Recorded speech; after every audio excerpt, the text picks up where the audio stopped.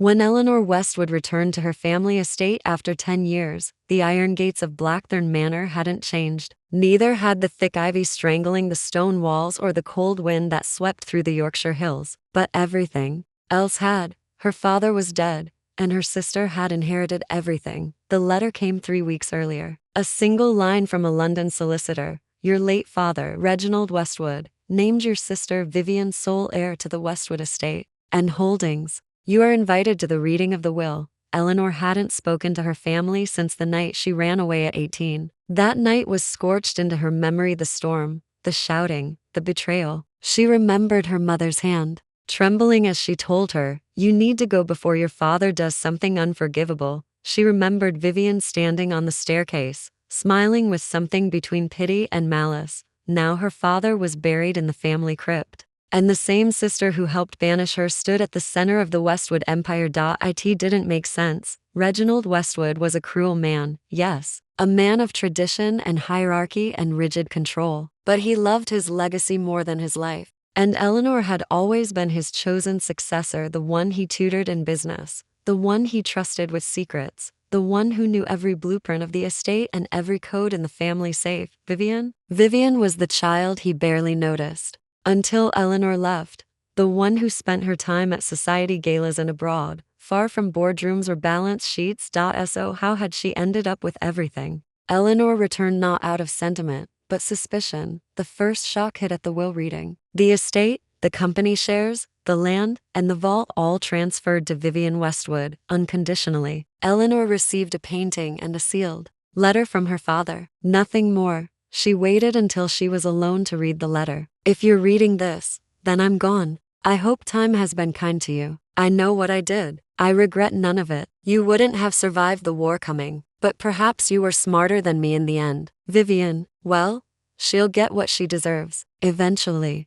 No explanation, just a cryptic message, a warning, a riddle wrapped in cold finality. Eleanor didn't cry. She went straight to the study, the room where she once learned everything her father knew. Vivian had already redecorated. New drapes, modern furniture, a mini bar where her father's whiskey collection once stood. It felt wrong, but the wall safe was still there, hidden behind the antique map Eleanor herself helped install. She entered the code, the same one as always, 1227, her mother's birthday. The safe opened. Empty. No ledgers, no documents, no USB drive, no will drafts, not even the emergency bonds her father kept for the company's darkest days. Vivian had cleaned house, and that's when Eleanor knew this wasn't just inheritance. It was a cover-up. She left the study quietly and walked the garden paths, retracing childhood steps, letting the old shadows settle in. She needed a plan. Vivian might have won the legal war, but Eleanor knew this family better than anyone, and if there was one thing she learned from her father, power leaves traces. Vivian had taken everything. That meant she had something to hide, something worth burying their blood for, and Eleanor would find it. Eleanor began quietly. No accusations, no drama, just observation. Vivian was smart enough to get everything, but not smart enough to suspect that Eleanor's silence was the loudest move she could make. Eleanor stayed at the estate for the week, pretending to grieve, to reconnect, while beneath the surface, she was charting every inconsistency, every lie stitched into the walls of Blackthorn Manor. Vivian acted like a woman who'd won graceful, poised to confident. She hosted a private dinner with a few of the board members from Westwood Enterprises, casually referring to her father's final wishes and the new direction of the company. She even joked that Eleanor had found peace in a simple life, as if her sister were some charity case returning from exile. Eleanor smiled politely. She let Vivian think she had won, but the real game had just begun. The second night, Eleanor snuck into the West Wing, the one their father always kept locked. It was his private archive, filled with decades of family records, business files, and documents that no one but he and Eleanor had ever touched. It had been sealed since his death. Vivian claimed it was sentimental clutter, but Eleanor knew better. She picked the old lock one her father showed her how to bypass years ago and stepped into dust and silence. Everything was covered in white sheets, but the filing system remained. Neat drawers, labeled boxes. She didn't need to search long. Reginald Westwood was obsessed with documentation. And there it was, a red folder labeled Succession Plan U. Inside were copies of a trust draft, dated just 6 months before his death. It transferred 80% of the estate to Eleanor, with the remaining 20% reserved for charity and staff pensions. Vivian wasn't mentioned once. Attached was a handwritten letter unsigned, but in her father's unmistakable cursive. Vivian can never know. This family survives through discipline. Eleanor is the only one who understands that. Her hands trembled. This was proof. Her father never intended to leave everything to Vivian.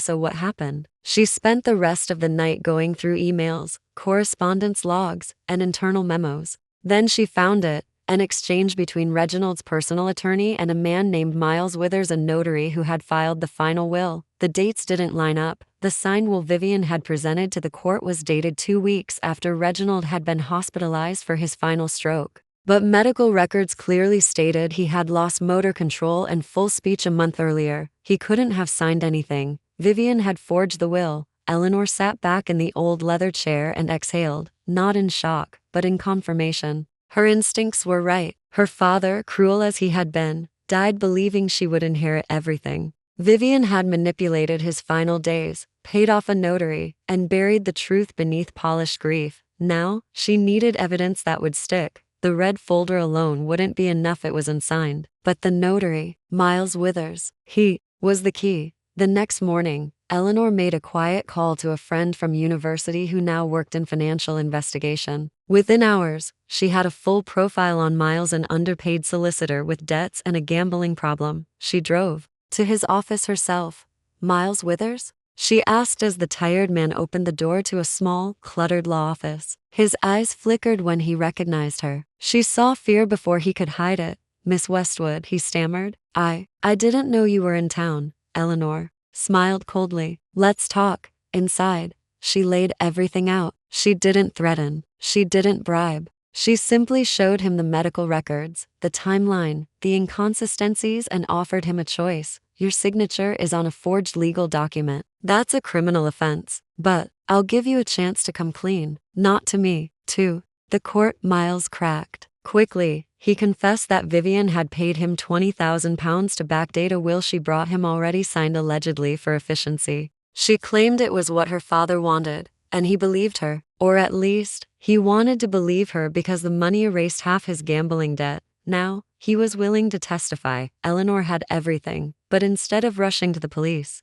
she made one last stop. She returned to Blackthorn Manor, to the sunlit conservatory, where Vivian was sipping tea like nothing in the world could touch her. "I know," Eleanor said, calmly, standing in the doorway. Vivian didn't even flinch. "Know what? That the will is a lie. That Dad never signed it. That you paid off Withers to forge his wishes." Vivian's lips parted, then curled into a lazy smirk. "And you have no signed documents, no witnesses. The estate's already transferred. It's over, Ellie. You lost." "I didn't lose," Eleanor said, stepping forward. "I just waited, like you taught me." Vivian's smile flickered. "For the first time, I have Withers' confession, documents, and proof you altered Dad's medical records at the care facility." Vivian's face drained of color. "You wouldn't." "I already did," Eleanor whispered. "But I'm offering you a choice. Step down, publicly. Say you're not fit to manage the estate. Leave the company, and I'll let you keep the cottage in Provence, and your name." Vivian was silent for a long time. Then she laughed, brittle and broken. "You always were the better one, weren't you?" "No," Eleanor said. "I just became what our father always wanted, while you became what he feared." Vivian Westwood vanished from public life the next day. The headlines broke the following week. Westwood heiress steps down amidst will controversy. Notary confession suggests forgery in £90 million estate transfer. Vivian Westwood accused of manipulating father's dying wishes. Vivian released a statement through her lawyer, vague, deflecting, and carefully worded to suggest emotional trauma rather than guilt. But the damage was done. The board of Westwood Enterprises suspended her with a unanimous vote. Shareholders fled. Old allies distanced themselves. And Eleanor, she didn't gloat. She didn't appear on talk shows or give exclusive interviews. She quietly filed a motion in probate court to challenge the forged will and presented every piece of evidence. Miles Withers' signed affidavit, Reginald's medical records, the archived trust drafts, and expert testimony on handwriting discrepancies. It was irrefutable. Within a month, the court declared the original will invalid. The estate reverted to Eleanor, the rightful heir under her father's previous legally filed will. Vivian was formally disinherited. The Westwood name was hers again. And so were the burdens. Because reclaiming the crown was only the beginning, the company was fractured, the estate bloated with corruption, and public trust in the Westwood family legacy was threadbare. For a moment, Eleanor considered selling everything, walking away, disappearing to some quiet part of Europe where her name meant nothing. But she remembered the last words her father had written, Vivian. Well, she'll get what she deserves, eventually. And she realized it wasn't just about taking back what was stolen. It was about rebuilding what was meant to be. So she began the cleanup. She hired an entirely new executive board, young, diverse, transparent thinkers who understood her vision. She dissolved offshore holdings Vivian had quietly created. She reinstated old staff members who had been forced out. She partnered with urban sustainability firms to rebrand Westwood Enterprises from a cold real estate conglomerate into a legacy-driven development firm focused on social housing and conservation. The press started changing its tune. The redemption of Eleanor Westwood from black sheep to queenmaker, how Eleanor reclaimed her birthright with grace. But Eleanor wasn't chasing redemption. She was chasing justice for herself, for her late father, and for the truth that had nearly been buried beneath wealth, pride, and betrayal. One evening, she walked through the West Wing again, this time not in secret, but as its rightful steward. She stopped at the wall of portraits, generations of Westwoods in oil and gilt frames, her grandfather, her great-grandmother, then her father,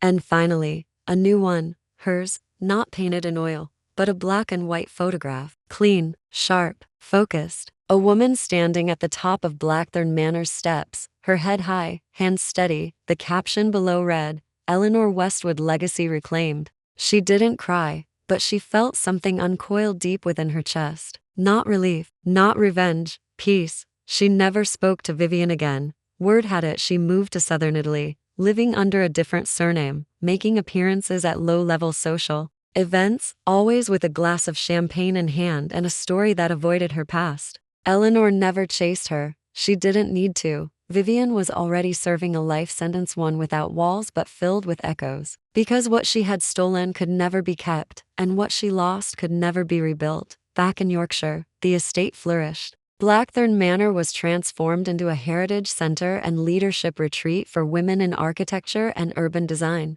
Eleanor launched a fellowship in her father's name. She even reopened the West Garden, the one their mother used to tend before the family broke apart. She planted rosemary, ivy, and peonies, Vivian's favorite, not as an olive branch, but as a grave marker. Not all graves hold bones. Some hold what might have been, and Eleanor had learned to mourn those too. Spring came late to Yorkshire that year, but when it did, it painted the hills behind Blackthorn Manor in vibrant green. Eleanor stood by the stone balcony overlooking the rose lawn, where sunlight caught the dew on every petal. Below, a group of young women architects, designers, engineers gathered under a canopy, sketching ideas, sharing dreams. The Westwood Women's Initiative had become more than a scholarship program. It was a movement, and it all started with a lie. A lie Eleanor had unraveled thread by thread, until it revealed the truth her family tried to bury. She had built something better in its place. Inside the manor, the old corridors no longer echoed with silence. They buzzed with life. Students roamed the study. Visiting lecturers debated ethics in the library. Artists exhibited renderings in the ballroom that once hosted hollow galas. Eleanor had given the house a voice again. One afternoon, Gwen, the last remaining housekeeper who had served the family for 3 decades, approached Eleanor with a box wrapped in linen. "This was found in the attic," Gwen said. "Thought it might be yours." Inside was a stack of childhood drawings, crayon sketches of homes, bridges, towers, all designed by a young Eleanor, back when she believed buildings could hold feelings. Tucked between them was a yellowed envelope, her mother's handwriting. She opened it gently. "My dearest Ellie, if you're reading this, I'm gone. Or perhaps just gone from your sight. I know what your father became. I know what he demanded from you. I tried to protect you, but I couldn't shield you from everything. Vivian, she was always hungry for approval. I fear she will devour herself trying to win what was never meant for her. But you were born with steel in your spine and mercy in your hands. If you ever come back to Blackthorn, make it a place that heals, not haunts. And whatever you do, never let the house bury your heart. Let it reflect it. Melina folded the letter and placed it in her father's old desk drawer, not to hide it, but to anchor it. A reminder that even in a house built on cold legacies, warmth could find its way back. That evening, the manor held its first public exhibition, Designing with Memory, a tribute to the women who'd shaped architecture through grief, resilience, and courage. Eleanor didn't headline it. She stood in the back, watching as her story wove into others, and it hit her. She hadn't just rewritten her father's will, she'd rewritten their history. And no longer the outcast, the black sheep, the forgotten daughter. She was now a symbol of what it meant to reclaim power with elegance, to rebuild not with vengeance, but vision. Outside, beneath the twilight, a visitor waited at the gate. Eleanor recognized the shape, the hesitation. Vivian, wearing sunglasses, scarfed in anonymity. She looked smaller than Eleanor remembered. She didn't speak at first, just stared through the iron bars of a house she once ruled. Eleanor approached quietly. I didn't expect you, she said. I'm not here to ask for anything, Vivian replied, her voice hoarse. I needed to see it. What you did.